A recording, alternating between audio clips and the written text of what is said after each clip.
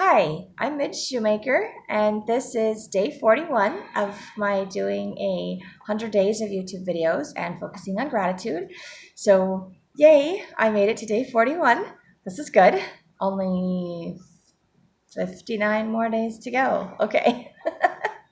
No, I'm already thinking like what I'm going to do after my 100 days and what I'm going to do to continue making YouTube videos because I think it's beneficial for me to continue to do these things.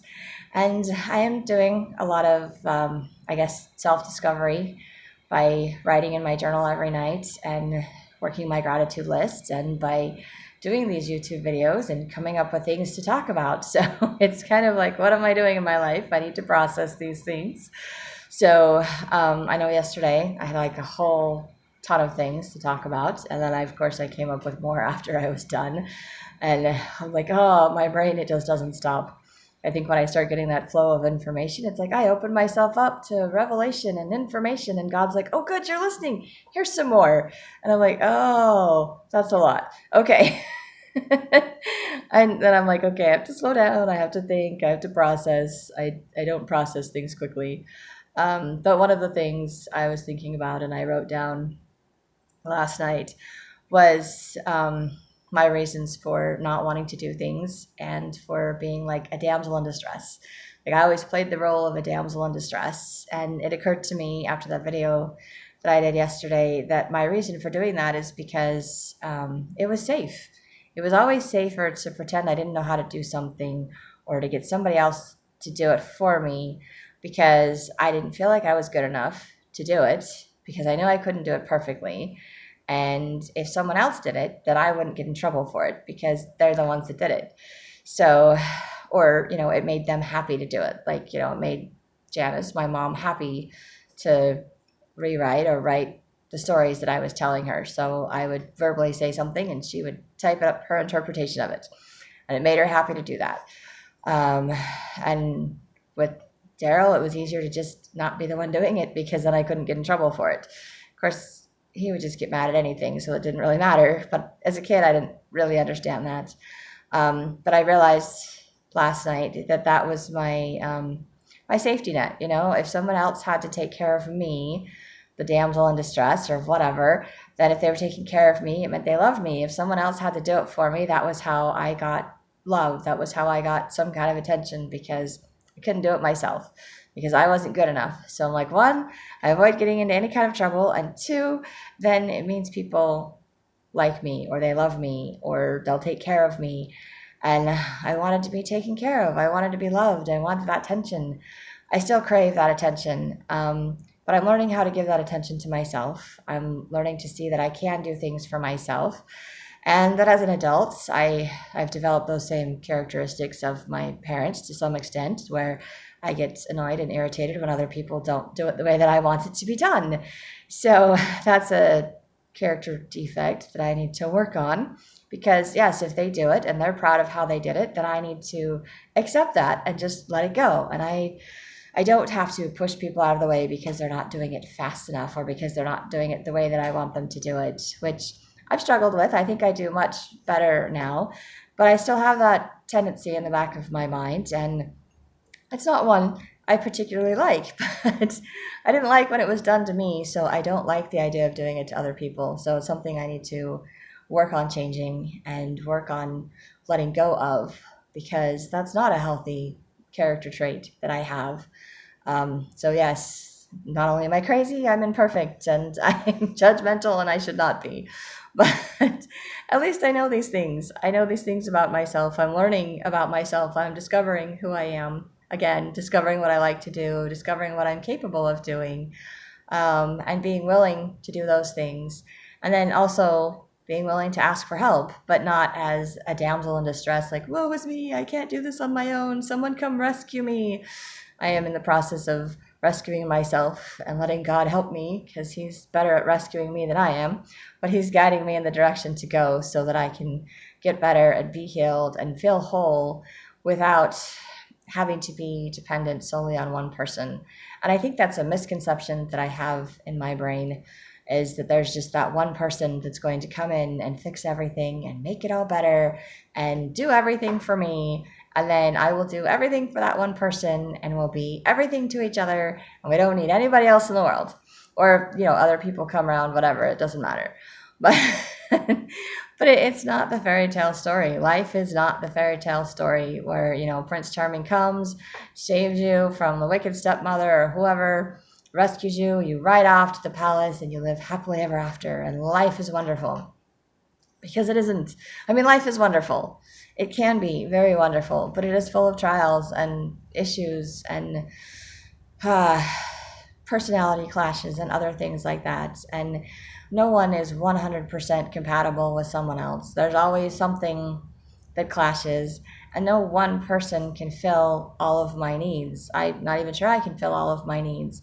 That's why there's millions and billions of people on this earth, so that we can get our needs met by lots of different people, by friends, by family, for my case, 12-step programs, church leaders, things like that. And God himself sends people into our lives that we need to help us to get through whatever it is we're dealing with. And I'm grateful for that knowledge. And I'm grateful to learn that God is the only one that I can depend on 100%. But he's still going to do things in his timing. And he's going to send people to me that I need in my life to teach me or to bless me or to comfort me. And I still have the choice whether or not I accept those people into my life. And I know there have been times in my life, especially right after my divorce, that I chose not to accept a lot of those people. I chose to ignore people that came to my house to try to talk to me. I was like, oh my gosh, why won't they leave me alone?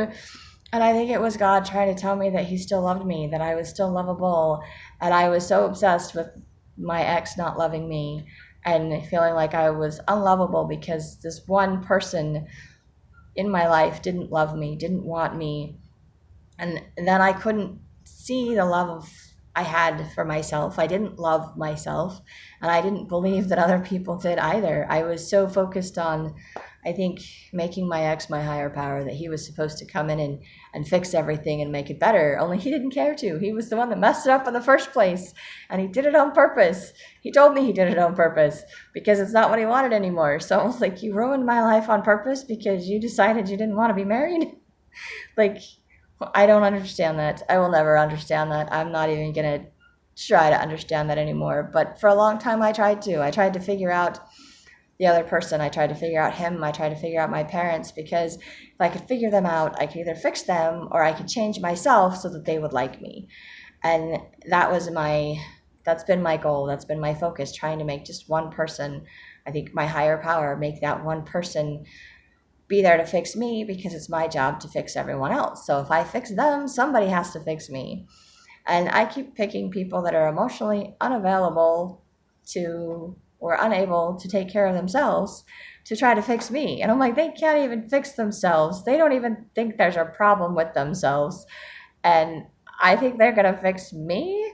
This is my very distorted thinking. And it's kind of funny now, but at the time it was very painful. And I think a lot of it was subconscious. Like, I didn't realize that's what I was doing, but I did it because I always believed someone was going to come rescue me. I was the damsel in distress. And then, I didn't have to keep taking care of myself once I got married, because he was supposed to do it. So I quit taking care of myself, and that was a bad choice, because then when he didn't do it either, once again, I was in the same boat as I was growing up, and no one was taking care of me. And I don't want to be in that situation again.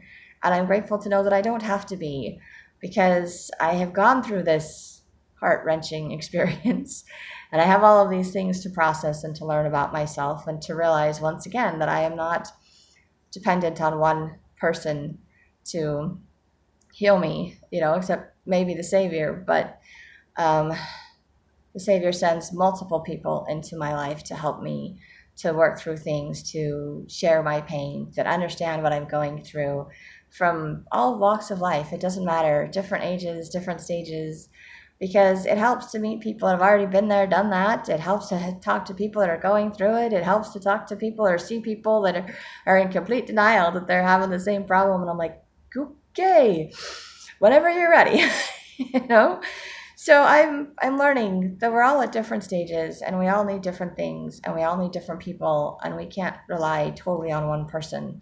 I can't rely totally on one person. I'm not even sure how reliable I am for myself, to be honest. There are some days I can't function. I just can't do it. My depression or whatever mental blocks, they get the better of me, and I struggle to get out of bed. I struggle to do things. I mean, I've been struggling.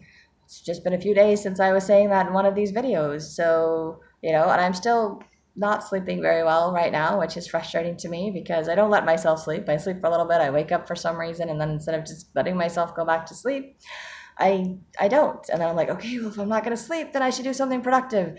And I don't do that either because I'm tired and I'm going to go back to sleep. And I don't. And it's very frustrating for me.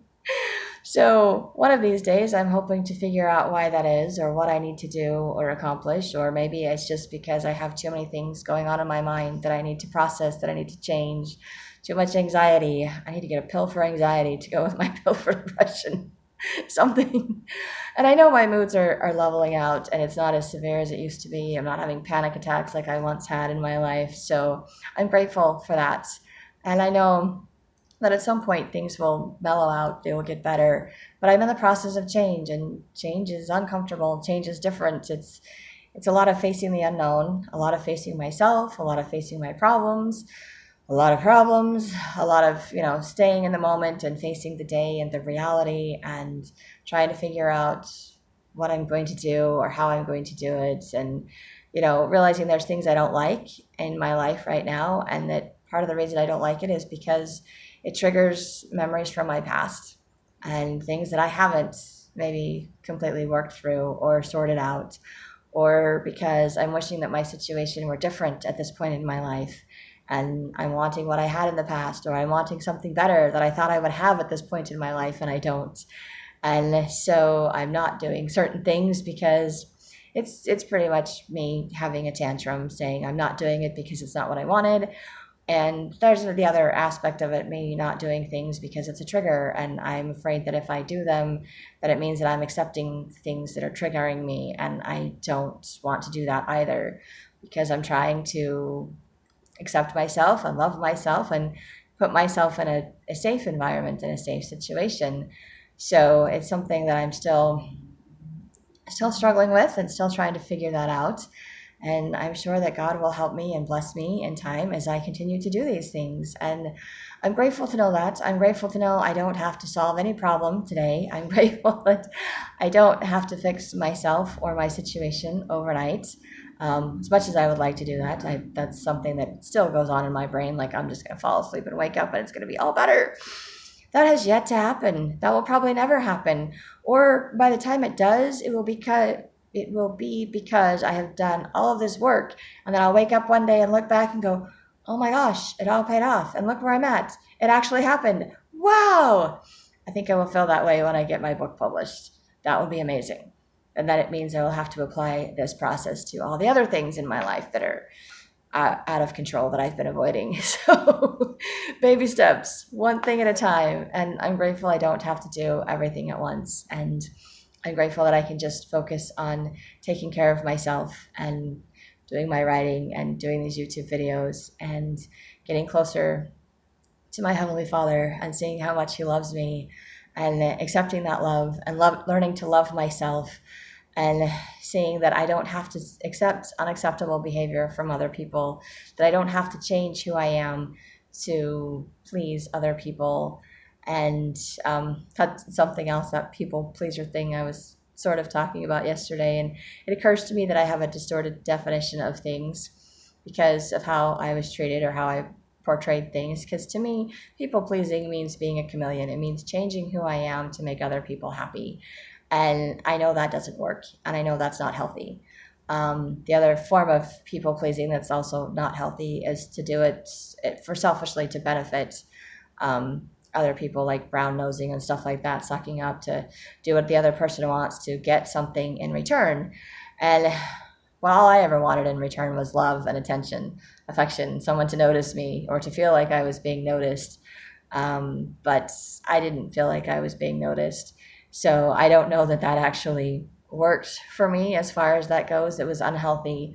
And I guess there's a healthy version of people pleasing where you're in a safe place, you know who you are, you know your relationship with God, and you love other people and you want to help other people be happy. So you do service, you make, something for them, a nice card, or bake something, bake a little treat, give them to people, buy them the perfect present for their birthday or for Christmas, or, just little things that you can do to make other people happy. And I think that's not necessarily people pleasing so much as it is being considerate of other people and loving other people and showing your love and affection and being willing to compromise with people that you love and be like, okay, you don't like this and I don't like that, and we'll either do something we both like or we both don't like, or not both don't like, because that's just no fun, but willing to do something I don't like for the other person, just occasionally, because it makes them happy and I'm happy to see them be happy. I do that with my daughter because she likes to do a lot of things that I don't necessarily like to do, but I like to see her be happy doing it. So I do it because it makes her happy, and I love to see her blossom and do those things. And I don't want her to feel like she can't do something or be denied discovering who she is or what she likes because it's different than what I like. I don't want to repeat the pattern with her that I felt like was done to me. And I know it wasn't done intentionally, but I realized, when I went shopping with Janice for clothes, she would always pick out to me the ugliest things and the most horrible things, and I didn't like them. And the only way I could not have to wear them is if they didn't fit right. So if I had to come up with the craziest reasons as to why it was uncomfortable, why it didn't fit, whatever it was, so I didn't have to buy it. Because if it fits, then she would get it for me. And I'm like, I don't want this stupid thing. It's ugly. Because we had different tastes. And I have gone shopping with my daughter and tried to pick out what I thought was cute stuff. And she's like, oh no, that's ugly. Then I'm like, all right, then you pick out what you want. And then we'd find stuff that she likes. And I was like, okay, because we've had a lot of arguments over things. And it's like, oh my gosh. And I try to just be patient and be like, all right, here you go. You could get what you want. As long as, it fits, it meets my standards, modest clothing, whatever. If it's the style that she likes, it fits her the way she likes, then I'm happy. She's happy. And that's what matters, because she's not going to wear it if I pick it out. Then it's going to be a waste of my money and it's not worth it. And I've learned that. So I'm like, I'm trying to do that differently, but I'm also trying to remember that I can do that for me. So, I mean, that is, I don't know if that's people pleasing, not because, but it is helping her to, I think, hopefully develop self-esteem, to know that she's entitled to like something different than me, that she can have things that she likes, because there are things she needs. Obviously she needs clothes, but she can pick the ones she likes, right?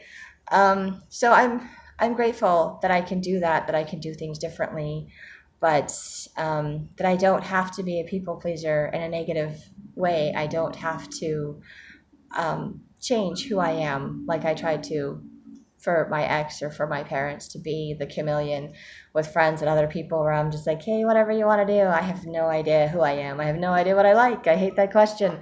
I still don't really like that question, even though I am more in tune with what I like to do. Sometimes I think I'm still just sort of embarrassed and I don't want to answer and tell people what I do with my life, because I'm like, my life is boring. I play games, I watch TV, I write, which is an exciting thing to do. I suffer from depression and anxiety and panic attacks. And, I don't care to talk about all of that stuff to random people. Apparently I am, because it's on YouTube videos, but I don't think random people are watching these right now. But I still get nervous, to just say what I like, because I'm like, what if they don't like what I like? What if they don't like me because of what I like? So I still have that tendency to want to please other people. I think everyone does, because we want to get along and we want to fit in. But I know that changing who I am or pretending to like what other people do doesn't work for me. So I'm like, I'm not going to try to like something. And I don't need to try to like something I don't like. If I know I don't like it, I'm like, I don't like it. And I'm willing to try new things or try things again that I didn't like as a kid, and I like more as an adult, or I tolerate more as an adult. So, or things that I liked as a kid, I don't necessarily like anymore as an adult. It's lost its appeal. My taste sensations have changed and things like that. So it varies. And I know that I'm constantly growing and constantly changing, and it doesn't matter. I don't have to always like the same things, but I can always discover who I am and work on being a better person and being kind and considerate and to other people. And I think that's a good thing. And wanting to see other people be as happy as I am or as I'm trying to be, I think is a good thing too. And I would love to see other people be happy and to celebrate their joys and successes and, comfort them in their sorrows and pains. And I think that's what we're all here to do, is to bless each other's lives, to take care of ourselves and then share what we've learned with other people to bless their lives. And that's what I'm trying to do with these videos, that and promote my books if I ever get them published. So, but right now I'm hoping that this is blessing other people's lives if they're watching it. Like, share, subscribe, whatever you want to do with it. um, and if nothing else, it's helping to build my confidence and to know that I'm okay with what I'm saying and with who I am, regardless of who's watching and what they're thinking, because I have no idea. I'm not a mind reader, as I've stated before. So trying to figure out what other people think is wasting my time, and I waste my time trying to do that a lot. So I'm trying to learn not to do that, and I'm trying to learn not to have to play the damsel in distress, that I can do things for myself. And if I can't figure out how to do it, I can ask for help, and it's okay to ask for help. And it's okay to learn new things, because I actually enjoy learning new things. I get excited when I figure something out. I'm like, yes, I did it. This is so cool. So it makes me feel good about myself to do that. So I'm grateful that I get to learn new things, that I get to try new things, that I am doing new things. So I'm grateful that I can find all of these things to be grateful for, even if my life hasn't turned out the way that I wanted it to, even if I'm not living where I want to be living, even if I'm still procrastinating and putting off a lot of things because I have a lot of triggers and problems that don't go away. um, I still have things to be grateful for. I still have things to be happy about. I still have things to look forward to, and to know that I'm capable of doing things. And I'm grateful for that. And I'm grateful for God's love and guidance in all of this. And I'm grateful for the people that are loving me and supporting me and watching these videos. And I think that's all I have for today. So thank you very much. And I hope you have a day full of gratitude.